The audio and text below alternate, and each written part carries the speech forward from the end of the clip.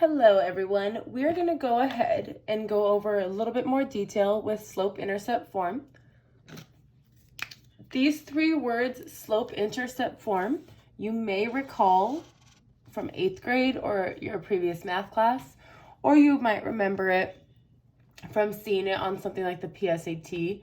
But slope-intercept form from here on out is really going to be used a lot. You're going to get sick of hearing me say it, and you're going to get sick of hearing it in other tests and classes. But slope-intercept form, it is going to be kind of our go-to when we talk about linear functions or lines. So some background information, x-intercept. So we're going to go over some vocab here. X-intercept. If you think about this word intercept, to me, it sounds somewhat like intersection. And if you think about an intersection, that's where two things meet or two streets are meeting. So the x-intercept is where the graph is meeting the x-axis. It is the x-coordinate of the point where the line crosses the x-axis. Okay, so it's where your graph, your line would be hitting the x-axis, that flat axis you have on your graph paper. The x-intercept always occurs when y equals 0. So we're going to talk more about x-intercepts when we do standard form. But it is an important thing that will come back up. So just know x-intercept means where the graph hits the x-axis. Similarly, if the x-intercept is where the graph hits the x-axis, can you guys please drop in the chat right now? So this is our first one for in the chat. Where do you think the y-intercept is hitting? So again, if the x-intercept hits the x-axis, where do you think the y-intercept is going to be hitting? Take a second to drop that in the chat for me. So if you guessed the y-axis, you are correct. If you didn't guess that, it's okay. As long as you participated, you still get your credit. But the y-intercept, again, the idea of intercept, intersection. Intersection is where two streets come together. Intercept is where an axis and your line comes together. And the y-intercept occurs when x equals 0. All right, so you will be having an assignment on big ideas later. We're going to go over some things here, and all the examples you see here are going to directly help you complete that big ideas assignment. So going over slope-intercept form, it is an equation in the form y equals mx plus b. All right. Mr. Hortis began to talk about what m is and so on, and we're going to go ahead a little bit deeper into why it's referred to as m. So again, when you look at this, it has a name slope-intercept because just by looking at the equation, you know the slope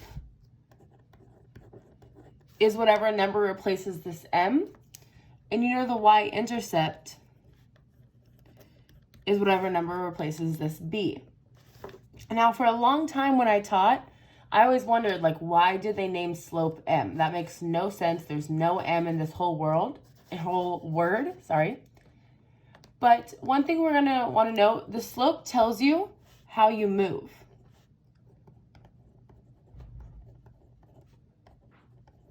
So the m kind of stands for how the line moves, where the b stands for where you begin. So the slope is going to tell us how the line moves, whether it moves really steep, whether it's pretty flat, whether it goes uphill, whether it moves downhill. The slope will tell me how that line is going to move, where this number, the b, tells you where that line will begin or where it's going to start. So to find the slope and y-intercept of the graph of a linear function, you always need the equation to be in slope-intercept form. That is the way it's easiest to identify those two components, those two really big characteristics. If you were to describe a human, we often describe humans as their height, their hair color, maybe their eye color. When we describe lines, their characteristics we always go to are their slope and their y-intercept. It's how we kind of identify them, how we tell them apart. So you will have some problems like this. on Big Ideas today where you are given an equation and you're asked to identify the slope and the y-intercept. So I want to figure out what is my slope and what is my y-intercept. The first thing I'm going to need to do is make sure that this is in the form y equals mx plus b. So I want to make sure it's in that exact same order where it's a y, followed by an equal sign, followed by a number, then x, then another number. So again, this m and b will always be replaced by numbers. And in this case, that did hold true. This -5 took the spot of m, and this -8 took the spot of b. So I'm going to go ahead and there say m was replaced with -5, b was replaced with -8. So that means my slope, because again, m stands for slope, my slope is -5. The y-intercept, I'm going to abbreviate that, is -8. And that's all we're being asked to do here, is identify those two characteristics. So here is our second question, and this kind of reviews something Mr. Hortis went over in our last video. If this slope is -5, tell me in the chat right now, would you expect this to be going uphill or downhill? And you can tell me why, what made you come to that decision. So if this slope is -5, would you expect this line to be going uphill or downhill? All right. Well, the correct thing to put in the chat would have been downhill. If you haven't had a chance to do it yet, go ahead and put it. It would be downhill because this is a negative. Okay. Moving on to our next example. Again, identify the slope and y-intercept of the graph. So in order to identify it, I have to have it in this slope-intercept form. I have to have it in this exact order. So I'm going to compare.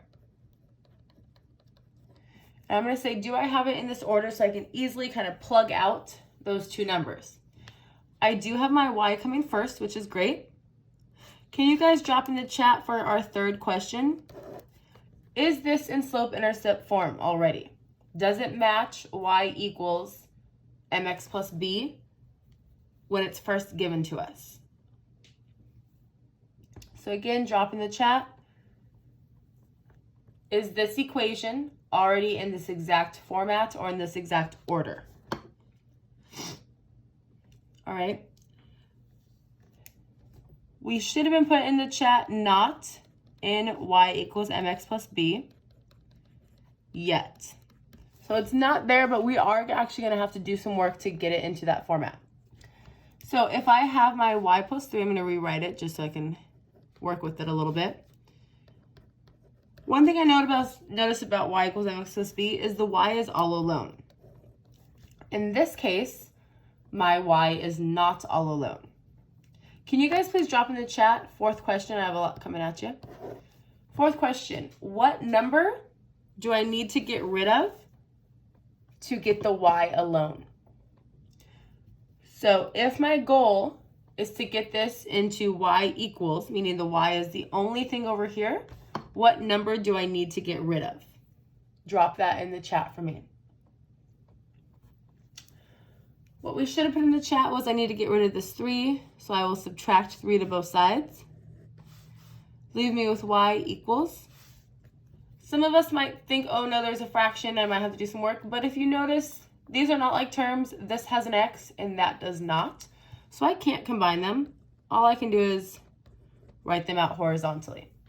Y equals 1/2 x minus 3. So I'll write this one more time. Y equals 1/2 x minus 3. Comparing that to y equals mx plus b. Now I can see the alignment y over y, equal over equal. The number that replaced m is 1/2. And the number that replaced b is -3. So in this case, my slope is 1/2. My b value is -3. Okay, so that's all I'm being asked. Again, slope and y-intercept are characteristics of a line, just how You would describe someone by their hair and eye color, or maybe their height. That's how we kind of can tell each other apart sometimes, or differentiate what's unique about us. For a line, the slope and the y-intercept are going to be what's unique about one line to the next. All right, on Big Ideas today, you will be asked to graph from this. In my own personal opinion, graphing from slope-intercept form is the easiest. And we're going to go ahead and see what we would do from here. So first we're asked to identify the slope and y-intercept. That's what we just did in these previous two. So I'm going to look at this y equals 1/2 x plus 1. So comparing that to y equals mx plus b, I have my y equals, and the number that replaced the m was 1/2, so my slope is 1/2. And then x, and then the number that replaced b is 1. So my slope is positive 1/2, and my y-intercept is 1. All right, moving forward from there, it says plot the y-intercept. So my y-intercept is this 1, so I'm going to put a dot at 1 on the y-axis. So again, I told you your b value means where you begin or where you start. So that's where I'm going to begin graphing this. I'm going to put a dot at 1. And this is my y-axis, the one that goes up and down. So you will always start on this y-axis. Okay, every time you're graphing with slope-intercept form, you will always put a dot somewhere on here first. All right, next it says use the slope to find another point. My slope was 1/2. Mr. Hortis went over in the last video, slope means rise over run. So if my rise is 1, that means I'm going to go up 1 and run 2 to the right. So I'm running over. Okay, so if it's a positive 1, that means I go up 1. And if it's a positive 2, that means I go to the right 2. Right? You only need 2 dots or 2 points to play connect the dots. So I will then go ahead and use this makeshift ruler to connect my dots. And I have my graph all done there. Okay, so again, starting with the b value for where we begin, and then using the slope to figure out how we move from there. All right. We have a couple more examples. I want to cover some things. These problems are directly, almost identical to some of your Big Ideas assignments. So go ahead and pay attention to these last couple.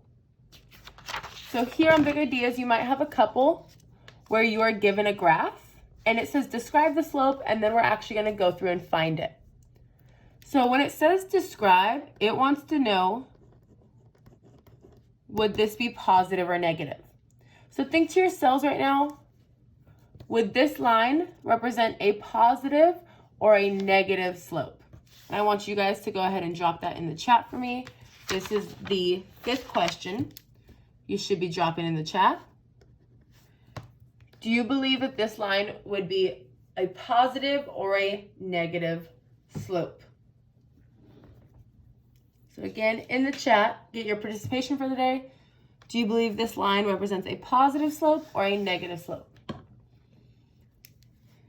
The description should be negative. So that is what you will be selecting on Big Ideas today. The reason it's negative is because you notice just how we read from the left to the right. Think about us traveling from the left to the right. I would be going downhill. So anytime that it is downhill, it means it is a negative slope. Now to actually find the slope, because it does ask us to actually find that number, I'm going to need to figure out what my rise over run is from one point to the next. And I'm going to show you it doesn't matter what point you start at. So for this reason, I noticed that they gave me these 2 dots here. I'm going to go ahead and start here and finish here. So rise first means up or down. So always remember the rise, you're first focusing on the up or down. The run, you're then focusing on the left or the right. So to start here, we're going to need to think, do I move up to get to that next point, or do I move downward to get to the next point? The correct answer is I am going to have to move down, and I move down 1 unit. Okay? So since I move down, that's going to be represented by a negative, and I move down 1 box. After that, to get to this next point, so I'm right here, I still need to travel 1, 2, 3 spaces to the right. So my run is going to be 3, and it's going to be a positive 3 since I was moving to the right. So my answer would be, it was a negative slope, and more specifically, it was negative 1/3.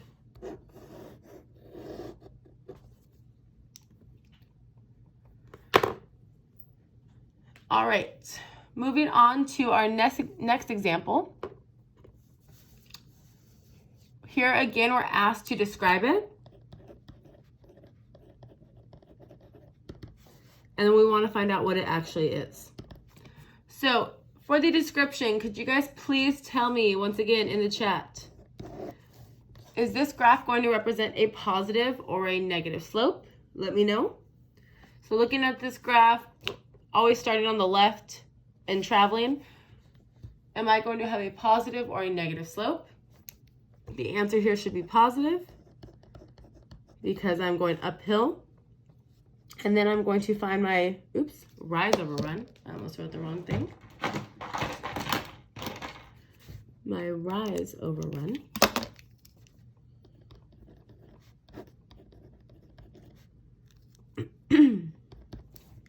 So I could start at either point. I'm going to show you guys, you don't always have to start on the point to the left. You could start here as well. For these purposes, I'm going to start here. And I'm going to think, for rise, do I have to go up to get to this next point, or do I have to go down to get to this other point that's a dot there? And I notice I do have to go up, and I have to go up 1, 2, 3 spaces. So I'm going up, so it's positive, and I went a total of 3 spaces. And then run, we run horizontally. I'm going to run to the right 1 space. And again, since it was to the right, it's going to be a positive 1. 3 over 1 or 3 divided by 1 could be simplified as just 3. So my answer here, if I were on Big Ideas, I would select positive and 3. All right, last one. These ones I think are going to be the quickest because you have quite a bit of familiarity with reading a table like this. You might just not have known you were actually finding a slope. So here we're again asked to find the slope, but this time we have tables. So if I'm asked to find the slope, remember slope is a way to say rise over run. But Mr. Hortis did mention in the last video, rise is another way to say the change in y. And run is another way to say the change in x. So I'm going to go through these tables. I'm going to figure out how is y changing and how is x changing. And we will have our slope by putting those two numbers in a fraction together. So let's go ahead and focus on the change in y. I want to figure out how am I going from 12 to 9 and how am I going from 9 to 6. Could you guys please go ahead and drop in the chat for me? This is our 7th question. How am I changing from 12 to 9? Do I add or do I subtract? And by what number? So again, drop in the chat. How do I go from 12 down to 9 and then 9 down to 6? What we should have put in the chat is we are taking away or subtracting 3. So my change in y would go on top, and that's going to be -3. I'm now going to focus on my change in x, which is going to be this top row. And I need to figure out how am I going from 5 to 7 and how am I going from 7 to 9. 5 to 7 is an increase of 2, and 7 to 9 is an increase of 2 as well. So I have over positive 2. You normally don't see us writing a positive if it is a positive number, so we're going to go ahead and leave this as the slope is negative 3 over 2.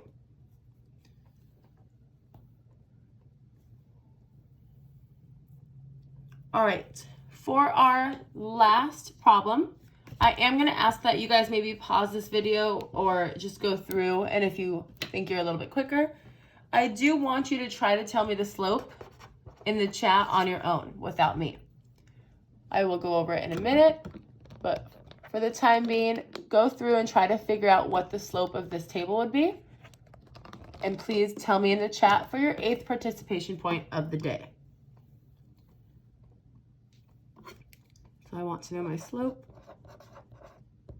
which is my change in y over my change in x.